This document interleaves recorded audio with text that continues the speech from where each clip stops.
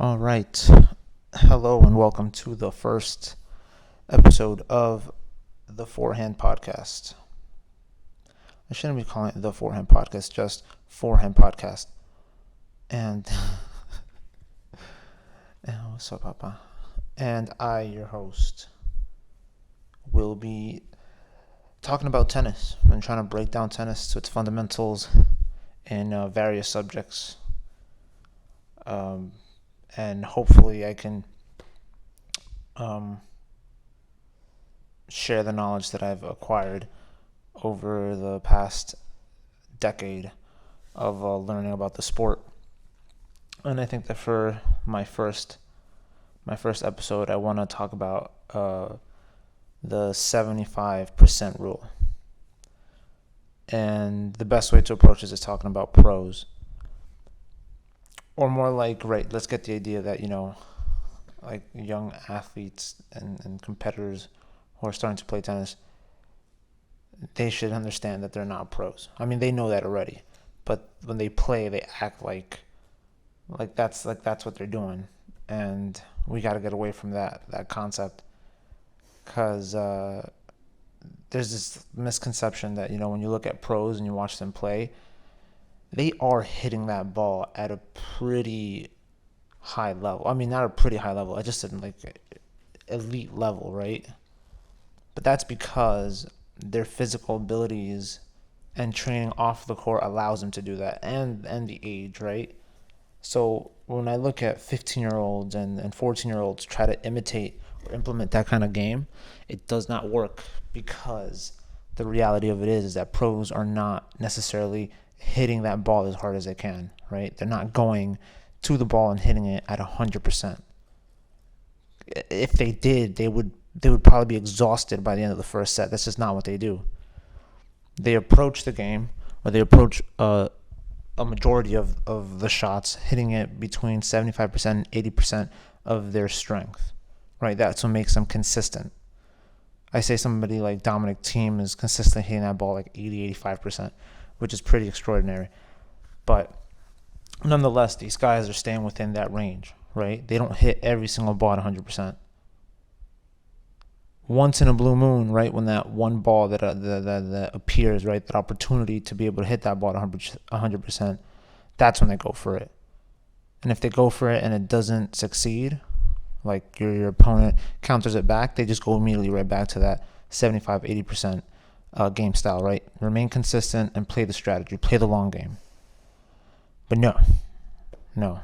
These 8, 9, 10 high schoolers, tournament players, they think they're out there, smashing these balls like if they're like, I don't even know what they're trying to do.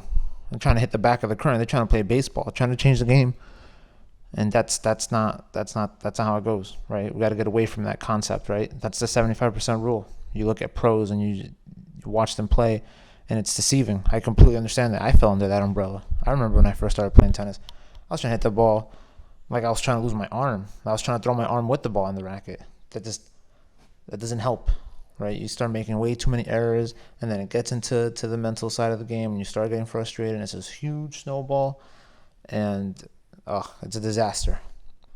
So, the first thing we gotta understand, as players, as athletes, as competitors, as people who want to get better in the game and have a good time when playing out there, is that we have to get away from trying to hit that ball as hard as we can, because that is just that is prone to a disaster in various ways. Not just errors on the court, most likely injuries too, which is the worst thing that can happen to an athlete.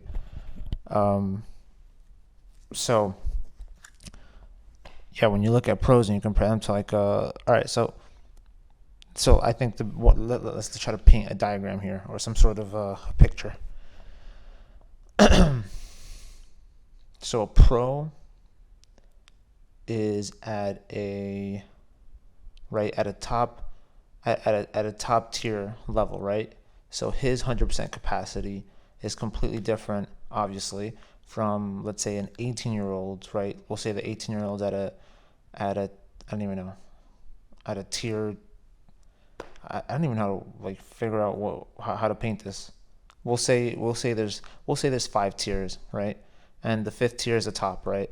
So pros playing at the fifth tier at a 75% is completely different than an 18-year-old playing at tier 3 at 75%.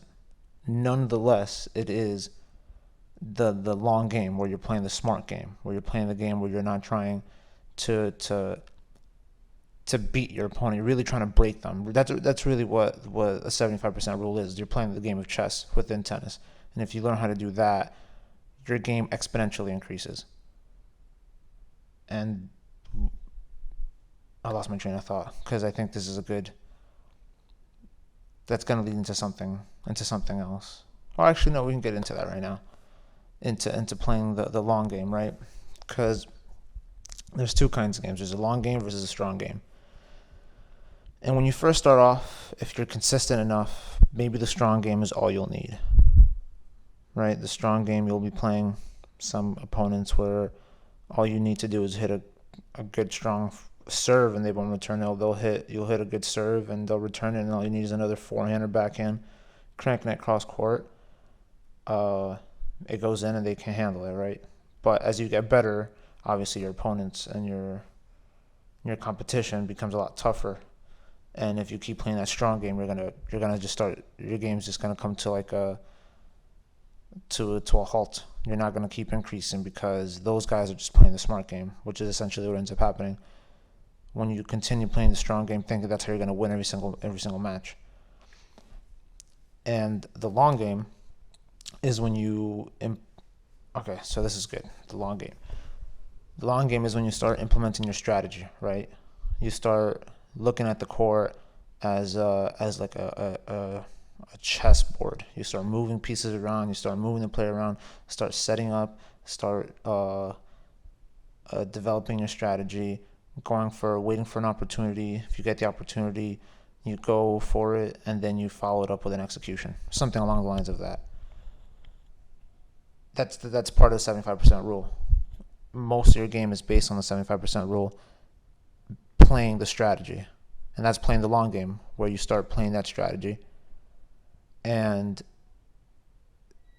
at first, when you start doing this, right, if you're a young competitor and you have the concept of the long game, which I think is really important for children who are, 8, 9, 10 and are starting to play, at maybe tournament level, or even they have fundamentals set in place and are starting to play at a recreational level. It's good for them to really grasp the idea of what it is to play the actual game of tennis. It becomes a lot more fun. It just becomes unbelievably much more fun when you can start controlling the field.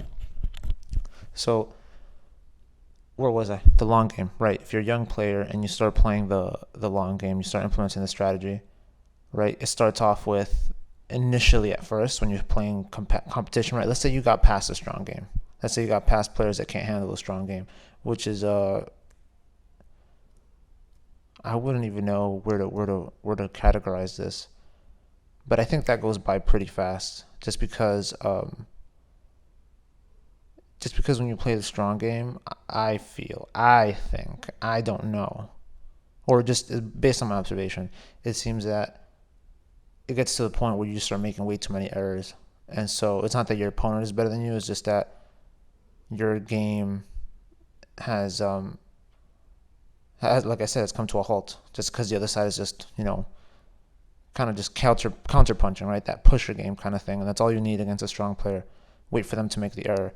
So it's not necessarily that the opponent is better. It's more like your game is just being countered by the proper response, really, right? If someone's hitting that ball at 100% every single time, all you have to do is put that ball back in play and wait until they make the error. And it'll take really less than 4 or 5 shots. Less than that, if anything. But anyways, so once you get past that point and you start using the strategy, at first, all you really need to do is to start developing the strategy. It might take 3 or 4 shots where you have to, go forehand cross court, backhand cross court, forehand cross court, whatever, backhand cross court, and then they make a mistake, right? They're not as consistent.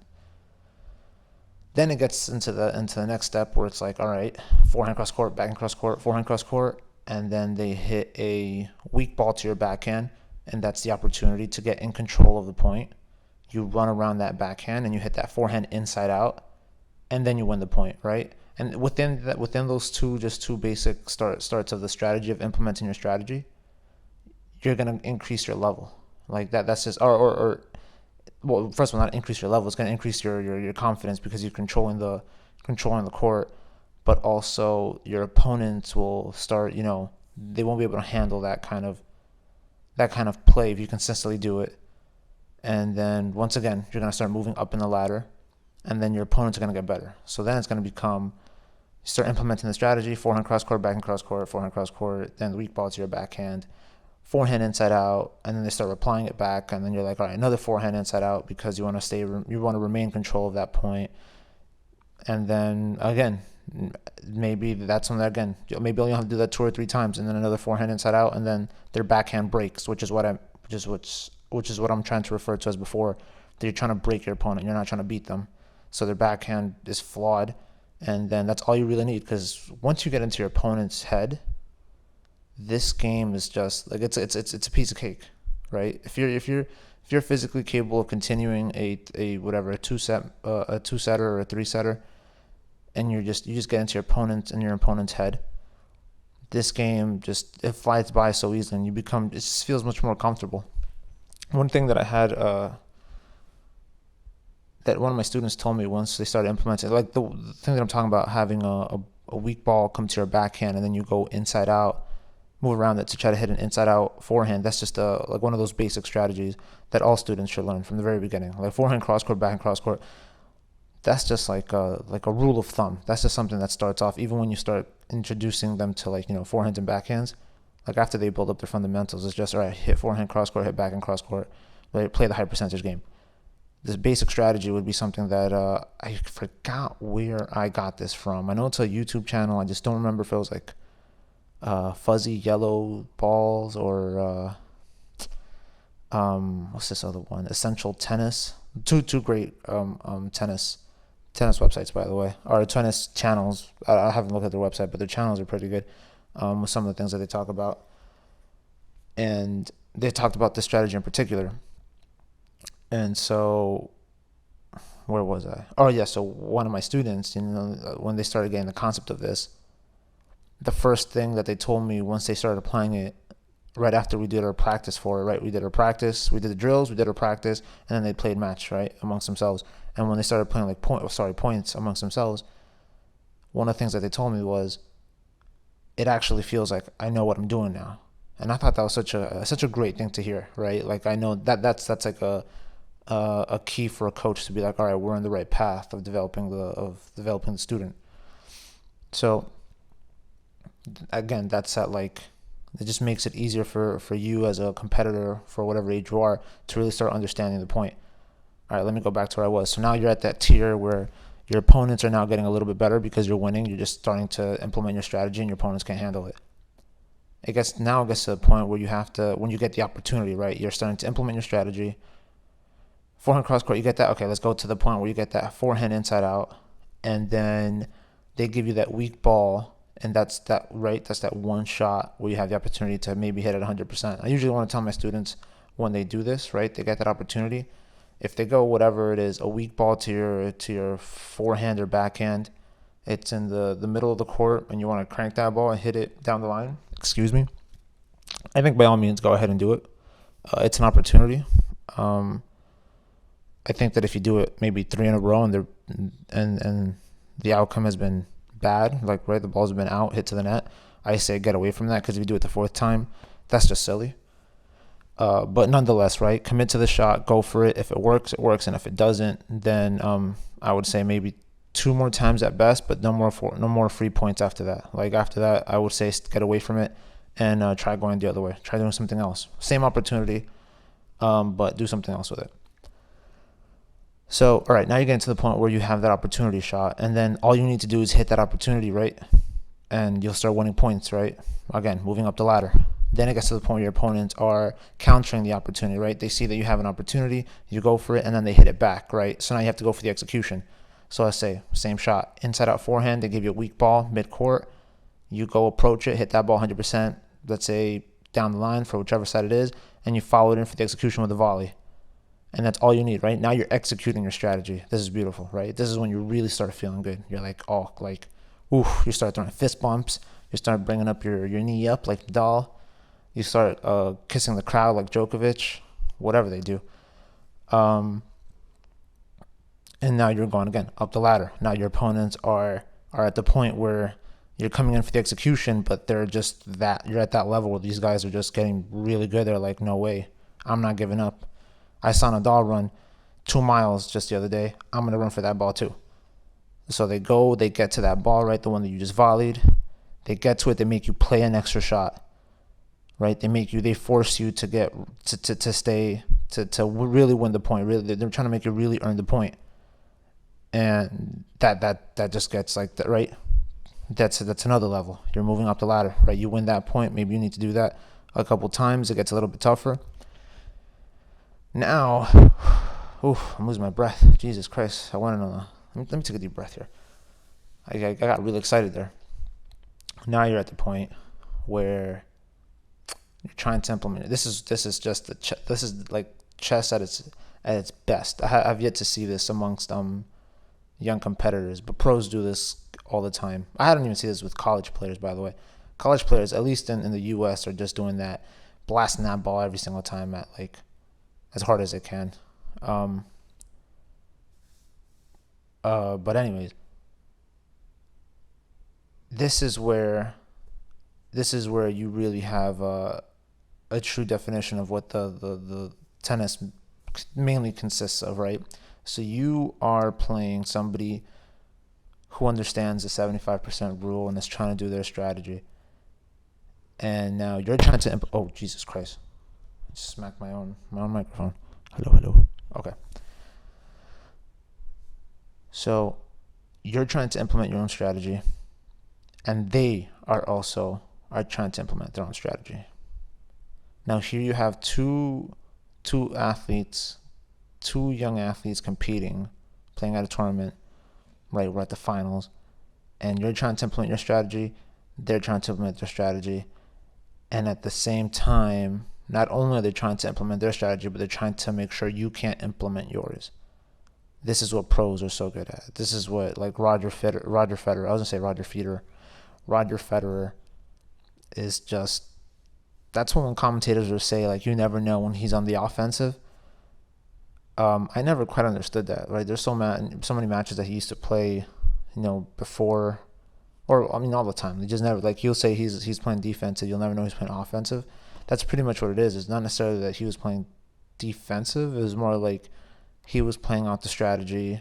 He's more like his level was, I'm going to let them start off their strategy, and whenever I see a shot in their strategy that I find comfortable with to attack, boom, he implements his, like, he wouldn't, like that. That's such a great thing to, like, that's just like another level, right? That's that Djokovic, Nadal, Federer level, right? Like, that's something completely different. But anyways, let me go back to what I was saying. When you have two competitors, right, young athletes, trying to implement both their strategies, and at the same time get to the point where they're trying to make sure that their opponent doesn't implement their strategy, that's a great game of chess, right? Like that is truly, like, the long game. That's like a really top tier level a way of playing.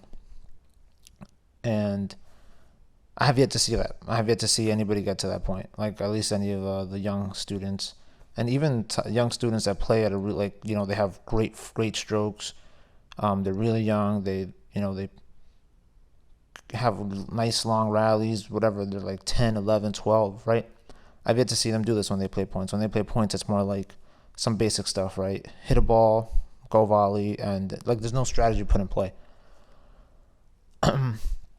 But that's essentially really, I guess, the difference between, the long game and how long game really progresses over the strong game, right? And then the long game should always be better than your strong game, because remember, like I said, pros, right? They're a top tier, and they're hitting the ball at 75%, but their 75% cannot be compared, obviously, to a 14-year-old 75% capability of hitting a ball, right? But again, we have that notion that we want to play like them, so let me hit that ball at 100%, when the reality of it is that pros don't hit that ball at 100%. They're just physically capable of doing a lot more to it. And then another good thing about the long game, at least from my observation, compared to the strong game. So if you have, let's say you have that opportunity, right? You have, you're starting to implement your strategy. You get that forehand inside out, and then you have that one ball that's an opportunity. If you play the long game or you understand the 75% rule, and you play the long game, if the opportunity is missed, your confidence, like the motivation, there's still motivation there. It lingers. Like you actually feel more excited because when you go back to set up for the next point, you're in that mindset like, okay, I just got to redo it again. As opposed to the strong game, like if you have that opportunity to hit that ball and you miss, you hit the net, whatever, you become frustrated, right? Like you lost an opportunity. There's a difference there, right? The difference in that emotion, like, oh man, like I blew it. Now you start, and then again, like once you get into your own head, it's a disaster. I've been on that part of the game too, where I've just been in my own head, and yeah, the emotions really take you, take you out, forces you to do things that you wouldn't normally do, makes you, like I remember I was playing a match. This was in high school, and the boy on the other side at the time, he was favored to win. Like I mean, his time on the tennis court was a lot longer than mine, so his chances of winning were a lot higher. People thought that he was supposed to win that match. I never thought that, but had I put money on it, I would have put my money on him too. I think we went to the third set, and I ended up winning that match. And but I remember that during the match, as the points went on, like as the game went on further and further, like the points got more intense, they got longer. I was so nervous, like my feet felt like bricks. Like I had a really hard time picking up my legs. Like I remember, like it was like stone. Like I feel like they were, if I remember correctly, I think they were like really cold, or maybe my hands were like really cold, something. And it was like spring, right? It was like late in the season in spring, and it was just, those emotions like really take over. And I've seen like my students also go through some sort of like form of this, like when I watch them play. And I think it's hilarious too, because when you think of, okay, it's funny in the sense that when you're in it, everything's going by so fast. But when you're looking at it from like a third person point of view, it couldn't go any slower. I think that's just pretty funny. But yeah, emotions get to you, like, it's unbelievable. So I think that will be the next episode on the podcast, getting away from emotions, or how to handle emotions, or what to do with emotions. So yeah, I think that was, how many minutes do I have? I have 23 minutes of talking about this. All right, hopefully it's clarified. If you have any questions, you can actually, leave them in the comments. You can leave them in the comments. I also have an email. Let me see. What's my email? I want to get this right. I think it's here. I'm not going to say anything. I'm going to wait. It is forehandpodcast@gmail.com. So if you have any questions, any comments, anything you want to share, by all means, from anything, because the more you ask, the more I go out and discover, the more I learn. And what else? I'm gonna recommend. Let me see my notes. Let me see if I missed out on anything. Oh, actually, yeah. You know what? There's a good match on what I'm trying to really between between playing the long game versus strong game. Rocky, leave her alone. Jesus Christ. Hi, Mama. What's up? It's the French Open. It was Dominic Thiem versus Schwartzman. That was a great match. Definitely look at that. And what else? Maybe there's I leave a book recommendation. What book can I recommend?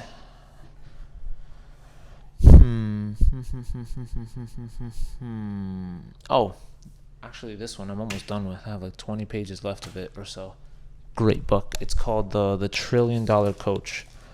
The Leadership Playbook of Silicon Valley, Bill Campbell. It's a fantastic book. I think parents, students, maybe not students, or maybe students. No, I think if you're older, maybe a little bit older, you might enjoy this. But this is definitely a great book to read. Other than that, yeah, you guys have it's Thanksgiving. It's time for me to take out the dogs. We're gonna head out to the shore, see what we do, and then maybe pass by, get some pumpkin pie, and then, yeah, happy Thanksgiving, and have a good one.